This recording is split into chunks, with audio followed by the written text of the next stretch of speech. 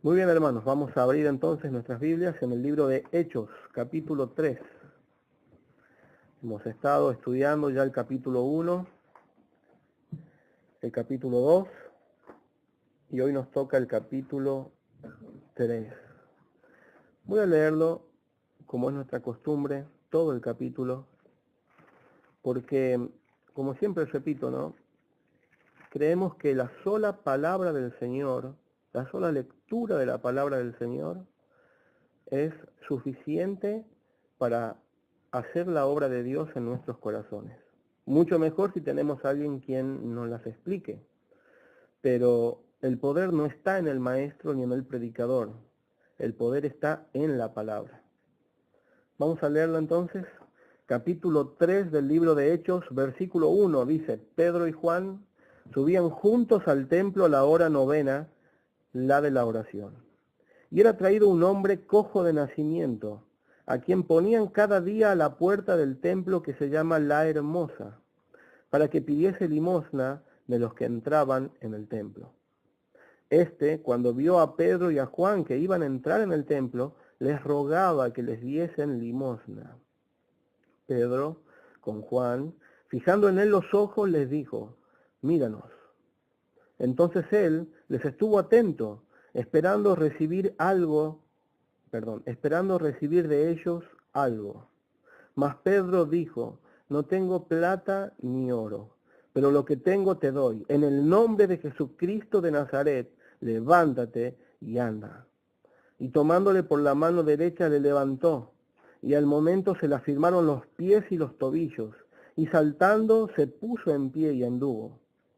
Y entró con ellos en el templo, andando y saltando y alabando a Dios. Y todo el pueblo le vio andar y alabar a Dios. Y le reconocían que era el que se sentaba a pedir limosna a la puerta del templo, La Hermosa. Y se llenaron de asombro y de espanto por lo que había sucedido. Verso 11. Y teniendo asidos a Pedro y a Juan, el cojo que había sido sanado, todo el pueblo atónito concurrió a ellos al pórtico que se llama de Salomón. Viendo esto, Pedro respondió al pueblo: varones israelitas, ¿por qué os maravilláis de esto? ¿O por qué ponéis los ojos en nosotros como si por nuestro poder o piedad hubiésemos hecho andar a éste? El Dios de Abraham, de Isaac y de Jacob, el Dios de nuestros padres, ha glorificado a su Hijo Jesús, a quien vosotros entregasteis y negasteis delante de Pilato, cuando éste había resuelto ponerle en libertad. Mas vosotros negasteis al santo y al justo, y pedisteis que se os diese un homicida, y matasteis al autor de la vida, a quien Dios ha resucitado de los muertos, de lo cual nosotros somos testigos. Y por la fe en su nombre, a este que vosotros veis y conocéis, le ha confirmado su nombre, y la fe que es por él ha dado a este esta completa sanidad en presencia de todos vosotros. Mas ahora, hermanos, sé que por ignorancia lo habéis hecho, como también vuestros gobernantes. Pero Dios ha cumplido así lo que había antes anunciado por boca de todos sus profetas, que su Cristo había de padecer. Así que arrepentíos y convertíos, para que sean borrados vuestros pecados, para que vengan de la presencia del Señor tiempos de refrigerio, y Él envíe a Jesucristo, que os fue antes anunciado, a quien de cierto es necesario que el cielo reciba hasta los tiempos de la restauración de todas las cosas, de que habló Dios por boca de sus santos profetas, que han sido desde tiempos antiguos. Porque Moisés dijo a los padres: el Señor vuestro Dios os levantará profeta de entre vuestros hermanos, como a mí. A él oiréis en todas las cosas que os hable. Y toda alma que no oiga a aquel profeta será desarraigada del pueblo. Y todos los profetas desde Samuel en adelante, cuantos han hablado, también han anunciado estos días. Vosotros sois los hijos de los profetas y del pacto que Dios hizo con nuestros padres, diciendo a Abraham: en tu simiente serán benditas todas las familias de la tierra. A vosotros primeramente Dios habiendo levantado a su Hijo, lo envió para que os bendijese, a fin de que cada uno se convierta de su maldad. Hermoso capítulo, me emociona leer esta historia y ver a aquel simple pescador, ¿no? Pedro, predicando de una manera tan poderosa, no porque era Pedro, sino porque en él moraba el Espíritu Santo. Vamos a la porción que hoy nos corresponde hasta el versículo 11, y vamos a ir desglosando versículo por versículo, intentando explicar cada porción de la palabra del Señor. Dice: Pedro y Juan subían juntos al templo a la hora novena, la de la oración. La hora novena eran las 3 de la tarde, para lo que nosotros, nuestro reloj, cuando el judío decía la hora novena, se refería a esto, las 3 de la tarde.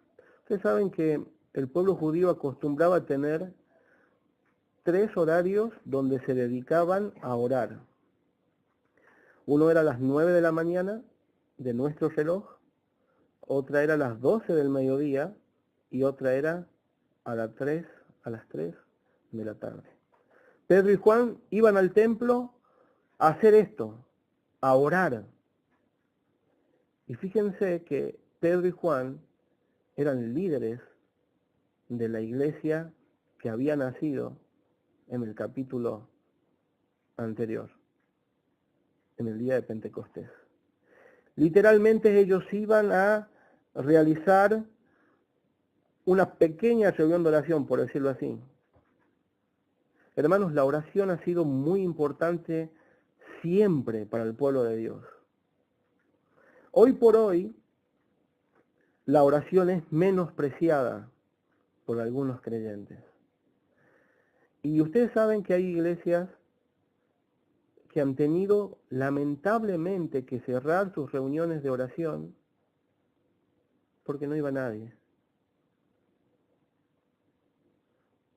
O iba en algunas ocasiones solamente el pastor y su familia, o incluso el pastor solo. Una vez recuerdo haber ido a una reunión de oración cuando era adolescente en mi iglesia, aquella hermosa iglesia donde el Señor me salvó, y eran los miércoles, igual que nosotros ahora.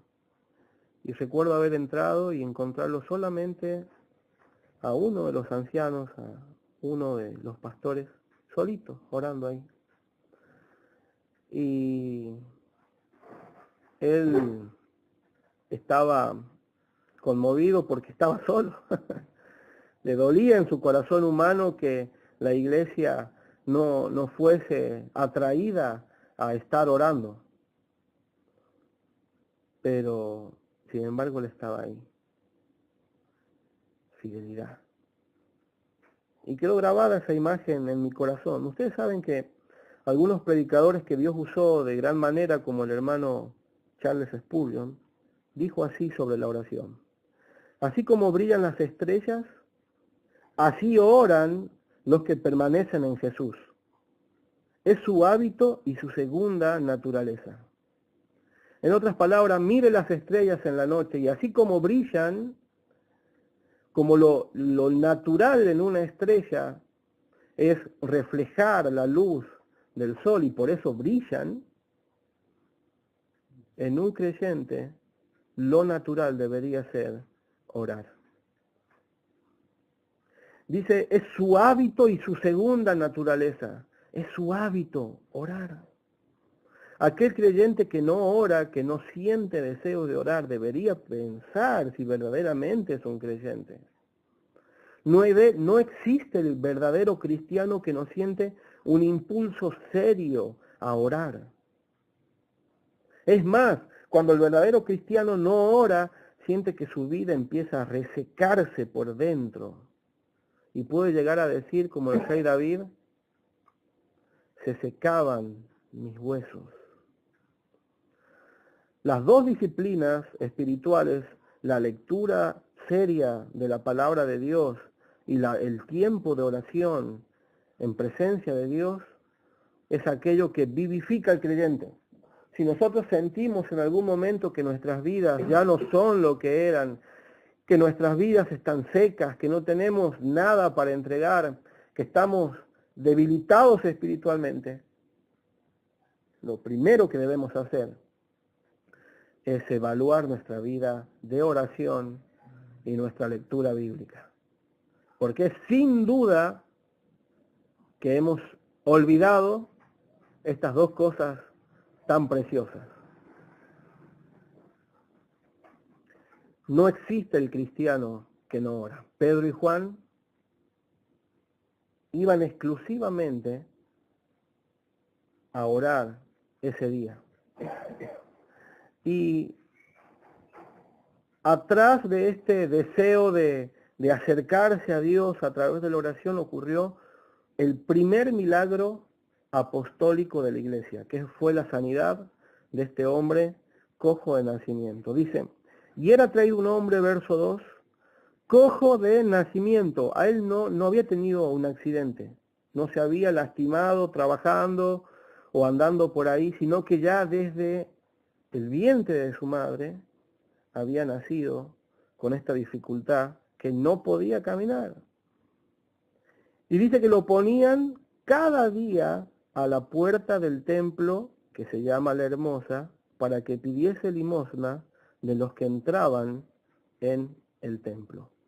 Ustedes saben que en esa época solo pedían limosna los que no podían trabajar. Y por eso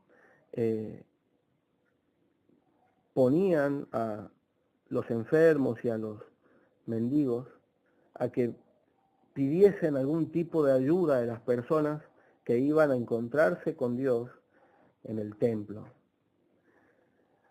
Quizás porque podían de alguna manera ser más fácil recibir algún tipo de ayuda cuando la gente iba al templo, porque, bueno, se acordaban de las limosnas y al encontrarse con Dios quizás su corazón se ablandaba de ese materialismo que todo hombre tiene, ¿no? No lo sabemos, pero lo que sí sabemos es que Él estaba ahí. Y hay algo que me gustaría destacar. Esta puerta se llama La Hermosa. Estoy investigando por qué se llamaba así. Ese era el nombre común que le habían puesto a esa puerta. Ustedes saben que esta puerta estaba construida de un cobre de muchísima calidad. Podríamos decir del cobre de mayor calidad que era disponible en esa época. De tal manera que incluso estaba puesta hacia el oriente. Entonces cuando el sol salía por el oriente, sus rayos reflejaban en la puerta, y esta puerta podríamos decir que de alguna manera brillaba o reflejaba la luz del sol. Entonces la gente la miraba y decía qué hermoso, y le quedó el nombre de la puerta La Hermosa. Es un pequeño detalle que ayuda a entender. Ustedes saben que era una puerta, y en esta puerta no podían entrar todos, no podían entrar mujeres, no podían entrar cojos como el del caso, inválidos, ni tampoco personas que estén impuras ritualmente. Entonces, para algunos esta puerta era un acceso para encontrarse con Dios. De hecho, Pedro y Juan iban a pasar por abajo de esta puerta. Pero para otros era un límite, no podían pasar. Y estaban en las gradas, se cree que habían 15 escalones antes de llegar a esa puerta. Y ese camino que había de escalones hacia la puerta estaba rodeada de mendigos, de enfermos pidiendo ayuda. Como decía, esta puerta para algunos era un acceso a Dios, físicamente hablando, ¿no? Y para otros era un límite, no podían ingresar allí. Dice que cuando vio a Pedro y a Juan que iban a entrar en el templo, les rogaba que les diesen limosna. Pedro con Juan, fijando en él los ojos, le dijo, míranos. Entonces él les estuvo atento, esperando recibir de ellos algo. Mas Pedro dijo, no tengo plata ni oro, pero lo que tengo te doy. En el nombre de Jesucristo de Nazaret, levántate y anda. Hay una historia que quedó registrada y se dice que en el año 1260, Tomás de Aquino visitó al Papa Inocencio IV en Roma. En esta visita que Tomás de Aquino le hizo, el Papa lo llevó a mostrarle la gloria del papado y las riquezas que tenían. Luego de haber visitado diferentes lugares donde se encontraban los tesoros más preciados de la época, el Papa le dijo, y escuchen estas palabras, como puedes ver, buen Tomás, a diferencia de Pedro, no puedo decir no tengo plata ni oro. Después de haberlo escuchado, Tomás asintió en silencio y le respondió, ni tampoco puede decir, en el nombre de Jesucristo, levántate y anda. Qué gracioso, ¿no? Si ellos no hubiesen ido al templo a orar, no se hubiesen encontrado con este cojo y no hubiese resultado el maravilloso milagro de la sanidad de este hombre. Como recién decía, este fue el primer milagro apostólico. Y hay algunas cosas que me gustaría destacar. Fíjense que estos eran verdaderos apóstoles. Habían estado con Cristo, habían convivido con Cristo. De hecho, uno de los requisitos para ser apóstol es que hayan estado y hayan visto a Cristo Jesús. Estos sí estuvieron con Cristo, lo vieron, escucharon sus palabras, convivieron con Él, le vieron estar feliz, le vieron llorar. Eran verdaderos apóstoles,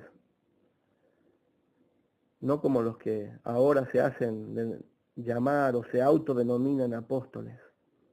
Y fíjense que ellos no les pidieron nada a cambio, no le pidieron nada a cambio a este mendigo. Todo lo contrario. Fíjense también que no enseñaron que para recibir un milagro se debe sembrar, entre comillas, o se debe comprar a Dios con dinero. Sin embargo, hoy, en muchas iglesias, hay autodenominados apóstoles, profetas y no sé qué otros más cargos. Creo que ahora hay arcángel también. Que enseñan diabólicamente una falsa enseñanza de que a Dios se debe impactarlo, asombrarlo con lo que nosotros podemos darle. ¡Qué gran mentira! Esa es una mentira del diablo que no está registrada en ningún lugar de la Biblia. Pero sin embargo, estos falsos apóstoles, falsos maestros, usan la Biblia, sacándola de contexto, haciéndola decir lo que la Biblia no dice, manipulando los corazones y las emociones de esas pobres personas que están en esas iglesias para sacarle hasta los que no tienen. En una oportunidad vi un video de una falsa sierva de Dios que se llama Ana Méndez, donde pide dinero a la congregación. Y sin embargo, no les dice que ofrenden lo que de su corazón decidan, sino que directamente estaba pidiendo una cantidad determinada de dólares. Alguien se acercó, quizás en el video se ve que se acerca una persona, le habla, quizás ofrendando algo menor, y le dice, no, todavía no llamé a esos. Y lo corre, que espere su turno. Después dice que si no tienen dinero, que pueden ofrendar joyas o autos o lo que fuese. Qué vergüenza para la iglesia de Cristo, hermanos. Ni el Señor Jesús, ni ninguno de sus apóstoles encontramos un hecho así de aberración. Cómo la iglesia de Cristo es avergonzada por estos falsos maestros, que como dijo el apóstol Pablo, son lobos rapaces vestidos de ovejas y que hacen de la iglesia mercadería, mercancía de la iglesia, con el único propósito de llenarse sus bolsillos. Hoy el mundo incrédulo mira a la iglesia y mira estos eventos y lo único que resulta en ellos es alejarse más y más de Dios. Estos apóstoles no enseñaron que para recibir un milagro se debe sembrar o comprar o sobornar a Dios con dinero. Todo lo contrario. Y ahora quiero darle una palabra de alerta, tanto a los que estamos aquí congregados como a las personas que nos escuchen a través de internet. Si usted está en una de esas iglesias que acabo de describir, usted solamente tiene una sola opción, que es salir de esos lugares. Porque ni Cristo ni su palabra enseñaron que estas cosas tienen que ser así. Si en su iglesia Cristo y la palabra de Dios no es el centro de todo, esa no es una buena iglesia para que usted y su familia estén. Si el centro de la iglesia es el hombre, es poder desarrollar las virtudes del ser humano y hacerlo mejor, usted está en una sociedad masónica, no está en una iglesia, porque ese no es el propósito de la iglesia. Si Cristo ni la palabra de Dios es estudiada, bien enseñada y bien aplicada en su vida, salga de esa iglesia. No busque una iglesia que esté lo más cerca de su casa, busque una iglesia que esté lo más cerca de Dios y lo más cerca de la Biblia. Si en la iglesia donde usted está se enseña cualquier cosa menos la palabra de Dios, salga de esa iglesia. Hay iglesias donde a usted le van a enseñar a cocinar, le van a enseñar a administrar bien el dinero, le van a enseñar cualquier cosa menos la palabra de Dios. Usted no debería estar más allí si usted se considera que es un verdadero cristiano. Es más, si usted es un verdadero cristiano, usted va a sufrir en esas iglesias. ¿Sabe qué va a sufrir? Usted se va a desnutrir espiritualmente. Aquella nueva naturaleza que Dios creó en usted, al darle el Espíritu Santo, va a comenzar a marchitarse. Va a ser como la llama de una vela que comienza a apagarse, porque lógicamente su alma no está nutrida por la palabra del Señor. Y muchos de estos creyentes que sufren en estas iglesias buscan auxilio en internet, escuchando predicadores y tratando de alimentar sus desnutridas almas a través de esto. No está mal hacer uso de los recursos que Dios nos da para conocer a Dios.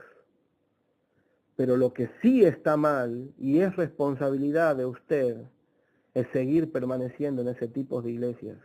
Porque no es la voluntad de Dios que usted esté en lugares así. Si usted está en una iglesia donde se hace acepción, donde se hace distinción de personas, donde las personas acaudaladas o ricas son mejores recibidas, mejores atendidas, se les da mayor atención y se disipula a aquellas personas y a los pobres se los hace de lado, esa iglesia no es sana y usted tiene que salir de ahí. Si usted va a una iglesia donde, para decirlo de alguna manera más tranquila, no se disciplina el pecado, ni se alienta la santidad, usted no tiene que permanecer allí. Donde la iglesia se hace lo que cada uno quiere y se conoce que hay pecados de fornicación, adulterio, malversación de fondos, etcétera, etcétera, etcétera, etcétera, etcétera. Y nadie dice nada, sino que cada domingo es como que todos tomasen algún medicamento que los hace olvidar la santidad de Dios, usted debe salir de allí. Si incluso a usted no se le alienta a buscar la santidad y no se le corrige de manera amorosa cuando usted desvía su camino hacia el mundo, no es una iglesia sana. Porque una iglesia sana practica la disciplina, se corrige a los hermanos y todos velan el uno por el otro con el énfasis de ayudarnos a alcanzar la santidad. Estas falsas iglesias están gobernadas por personas, y escuche bien, que aparentan piedad. Así dice el apóstol Pablo. Aparentan piedad, usted las va a ver, va a charlar con ellos. Y aparentemente son creyentes. Y aparentemente son piadosos. Pero como decía hace un momento, en realidad son lobos rapaces vestidos de ovejas, que aman más el dinero que cualquier otra cosa. Si usted escuchó esta advertencia, usted hoy no puede decir que nadie le avisó. Versículo 6 dice, mas Pedro dijo, no tengo plata ni oro, pero lo que tengo te doy. En el nombre de Jesucristo de Nazaret, levántate y anda. Ustedes saben que los curanderos de esa época solían invocar espíritus para hacer, entre comillas, milagros. De hecho, cuando Pedro con toda autoridad habla de esta manera y mira a este cojo y lo toma de la mano y lo levanta, fue algo impactante en este hombre. Pero no tan solo en este hombre, porque ustedes recuerden que la mayoría de los judíos, por no decir todos, iban a esta hora a orar. Por lo tanto, el templo estaba concurrido de mucha gente. En otras palabras, el templo estaba lleno de personas. Y esto no fue hecho en secreto, fue hecho a la vista de todos. Pedro con toda autoridad habló en el nombre del Señor Jesús. En otras palabras, Pedro le dijo, Jesucristo te sana. Lo tomó de la mano y lo levantó. Y en el lenguaje médico de Lucas es hermoso leer cómo dice que se le afirmaron los pies y los tobillos. Y este hombre fue sano, como si hubiese nacido sin ningún tipo de problema en sus pies. Si Pedro hubiese dicho otro nombre, si hubiese dicho, te sano en mi nombre, no hubiese pasado vergüenza. Ese cojo hubiese seguido cojo. Sin embargo, haciendo uso de la autoridad apostólica, de la autoridad que Cristo les dio a sus apóstoles y de esta época especial de la iglesia, este hombre fue sano, no por Pedro, por Cristo mismo. Dice, y saltando, verso 8, se puso en pie y anduvo, y entró con ellos en el templo, andando y saltando y alabando a Dios. Y me emociona y me impacta lo que dice este versículo. Saltando se puso en pie y anduvo, y escuche bien, y entró con ellos en el templo. Toda una vida él estuvo al margen del templo y no había podido entrar porque no estaba permitido que personas con su condición física ingresasen a este lugar. Quizás veía cómo sus familiares, sus amigos, sus conocidos podían subir esas gradas y entrar por esa puerta que brillaba cuando el sol salía y entraban a encontrarse con Dios. Sin embargo, él solo podía hacer eso y mirar, no podía entrar. Sin embargo, cuando Dios vino a su vida, cuando Jesucristo lo sanó, él entró. Dice que entró saltando y alabando a Dios. Y todo el pueblo le vio andar y alabar a Dios. Un hombre que no podía gozar de esta felicidad que ahora gozaba. Sin embargo, ahora, a través de este milagro, sí lo pudo hacer. Todo el pueblo le vio andar y alabar. Y dice que le reconocían que era el que se sentaba a pedir limosna en la puerta del templo, la hermosa. Y se llenaron de asombro y de espanto por lo que había sucedido. El pueblo le reconoció, todo el pueblo le reconoció. Y vamos a ver en el capítulo 4 las consecuencias de esto. Fue impactante todo lo que sucedió después. Pero lo importante es que le reconocían y sin duda le preguntaron, ¿quién te sanó? Y él decía, miren, me sanó Pedro en el nombre de Jesucristo. Jesucristo era el nombre que empezó a golpear las paredes del templo. Queridos hermanos, esta historia es hermosa y podríamos aplicarla analógicamente a nuestras vidas, porque nosotros también estuvimos peor que este cojo. Este cojo era cojo, no podía andar. Nosotros estábamos muertos en delitos y pecados, como dice la Biblia. Espiritualmente muertos, no cojos, muertos. Sin embargo, Cristo obró un milagro y nos dio vida, dice la Escritura. Vida espiritual. Nos llamó con un llamamiento irrevocable, con un llamamiento que no podemos resistir. Quizás algunos de nosotros estuvieron luchando con ese llamado de Dios, con ese llamado de Jesucristo, pero hubo un momento en que ese llamado fue irresistible y nuestra alma cayó rendida a los pies de Jesucristo, clamando perdón y llena de arrepentimiento. El mismo Señor usó una parábola y él dijo o una ilustración, y él dijo que él era la puerta de las ovejas.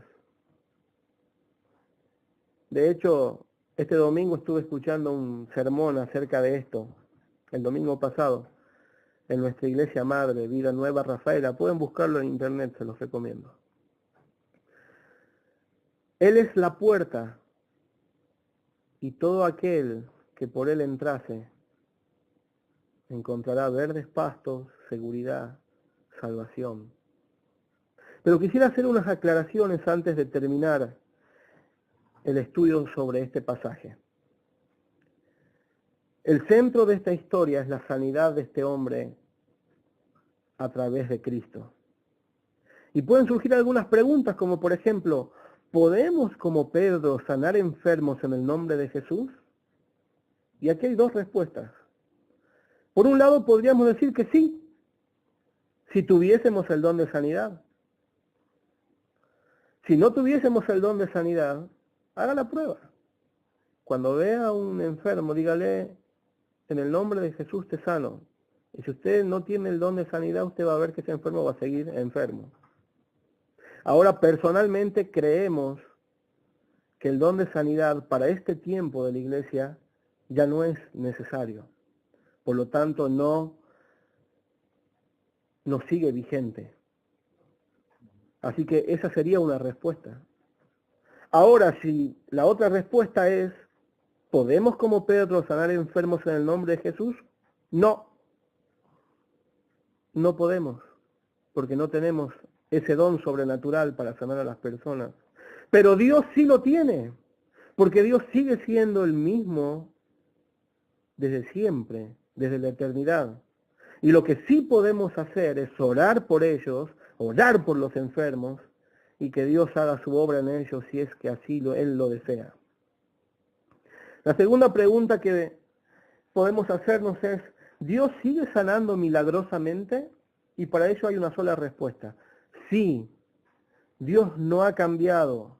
Y si es su voluntad, lo puede seguir haciendo. Es más, conozco hermanos que estuvieron muy enfermos, terminales por así decirlo, y fueron sanados milagrosamente. Otra pregunta, ¿es mejor que oren por mí a que yo vaya al médico? No se confunda. Esta respuesta es absoluta. No, no es mejor. Debemos usar los avances que Dios ha permitido en la medicina y ser responsables en ellos. ¿Sabe por qué? Porque Dios también sana a través de la medicina. De hecho, el remedio hace efecto en su cuerpo porque Dios así lo permite. ¿Cuántos casos hay de enfermos que son medicados y no les hace nada el remedio? Siguen enfermos. Entonces debemos ser responsables y en algún momento, si nosotros o alguno de nuestros familiares está enfermo, ir al médico, no ser irresponsables en esto y cumplir a rajatabla con lo que el médico nos dice, sin descuidar y sin menospreciar la oración y el poder de Dios. De hecho, Santiago dice, ¿alguno está enfermo entre vosotros? Llame a los ancianos de la iglesia para que oren por él y lo unjan con aceite. El mismo apóstol Santiago nos dice que si alguno de nosotros está enfermo, debemos pedir por oración. Así que, hermanos, me gustaría que podamos terminar pensando en que si nuestra condición espiritual el día de hoy está afectada por nuestro pecado, si quizás las disciplinas de oración, las disciplinas más importantes de todo cristiano, que es la lectura de la Biblia y la oración, han sido descuidadas por nosotros y nuestra alma ha comenzado a enfermarse, ha comenzado a secarse, ha comenzado a perder vitalidad y ya no somos los creyentes fervorosos que éramos en un pasado. Esta es la oportunidad para venir a Cristo arrepentidos, clamar por limpieza, clamar por un renuevo espiritual, clamar por un avivamiento espiritual. Esta es la oportunidad. Así que vamos a destinar algunos minutos a una oración personal en silencio y luego voy a terminar orando a través de una oración general. Que el Señor nos bendiga.